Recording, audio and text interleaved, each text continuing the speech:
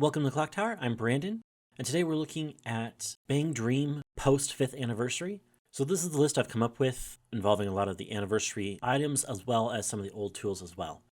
This is the 8 salvage list that I've come up with, running several different tools to help us get to that end game. Our end game is rather stock light, only needing 6 stock to triple combo. So with that in mind, we're able to spend stock earlier in the game for other tools to be able to either win board or to get the effective tools that we want and need. We're on a couple different packages in this deck that will be able to help us progress throughout the game as well as meet whatever obstacles come our way.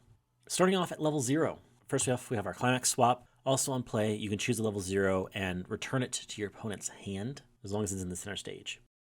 You can remove zeros that have some troublesome effects on stage that will also be able to negate your opponent in some way. You also then have Climax Swap, which is pretty helpful, getting the climaxes you want at the time you need it. We also then run the Brainstorming Reamy.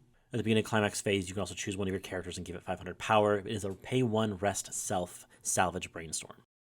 So you're able to get the characters from Waiting Room back into hand that you're looking for, and is also Pop and Party, which is relevant for our end game. We're going to want this on stage throughout the entire game once it's on there. We also then run the new Arisa at 0. Main 2 abilities that are important here. If you have 5 cards in hand, it gets 2k power and your opponent can't side, as well as being a chaser. So it's able to move to another position where there's a character facing it.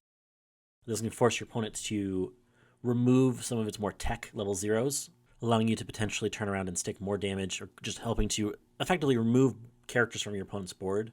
Next card, the Yukina level 0. It's a pay 1 clock self, search for a level 1 or lower character. So it's your Ricky. It also allows us to be able to, when damage received is canceled, to be able to bounce this card back to our hand, which allows us to potentially reuse this card over again. It also puts more cards into hand, as well as being blue. Blue being able to bounce into hand so that we can turn around and use for our clock is actually really nice, especially as we get into level 1. We also run the Sayo level 0. Beginning Encore step, you can pay 1 and be able to rest this. So it's a pay 1 rest, essentially pay 1 Encore effectively. But it's also a level 0 bomb that bottom decks opponent's character. So if for whatever reason we need to keep the zeros around, this is a potential card that will be able to help recycle a 0. But it's another way to be able to deal with your opponent's board as well as potentially keep zeros around. Rounding out our 0 lineup, we have the Chieri. When it's sent to Waiting Room from stage, discard a card, look at 4, choose level 1 or higher, add it to hand. This allows us a little extra mill to be able to get through our deck, so potential event grab as well as just potential just more mill, which will help speed through the deck just a little bit faster, a little bit more on command as well. Fantastic card. But that's our level 0 lineup, and that really helps set up the rest of the game, helping those different moving pieces get to where we need to go. At level 1, we have the Happy Christmas Cosme. This is a classic staple that's been around for a long time. But it gets power when other characters are placed on stage, and it has the ability as well, pairing with a Climax combo on salvage, to get the event into hand from Waiting Room. With Climax, having 2 other characters placed is 7/5, about the right power threshold that you're looking for generic power lines. Grabbing the event, I think, is one of the important parts with this card. The event itself being a Brainstorm effect, where you mill 3 cards and you choose a level X or lower character equal to the number of music characters revealed. Pretty useful card to help speed through a deck as well as get the cards back into hand. You're very likely to hit at least 1, so you're able to kind of essentially recycle the combo. So you can kind of essentially trade out kind of 1 for 1. The combo gets another piece to be able to get the combo itself back into hand. Pretty effective tool to kind of loop that combo in a way. But it also can grab other things too, especially looking at the pieces for our next kind of stages of the game. Running out our level 1s, we also have the Saya. When played on stage, you can stun a character in a spot so they can't move, as well as you can anti-change bomb a character as well, sending that into memory. So you're effectively removing that from the game. So if your opponent has a pretty oppressive early play strategy, you can play this down and effectively lock one in place and remove another one as you go. Pretty effective tool to be able to help deal with 2 different lanes at once. But as we get into level 2, that's where some of our more tech pieces come in, as we begin to transition to that mid-game and late game. We run the Nanami Backup, which is our memory kick counter. Allows us to deal with things that need to be removed from board. It also can help eliminate some special conditions as well. Memory counter, fantastic counter going into current meta for sure, because it definitely deals with things that are difficult to deal with. It also has a 3k backup as well, so that can pump up our mid-game pretty significantly, so we can actually defend against things as well.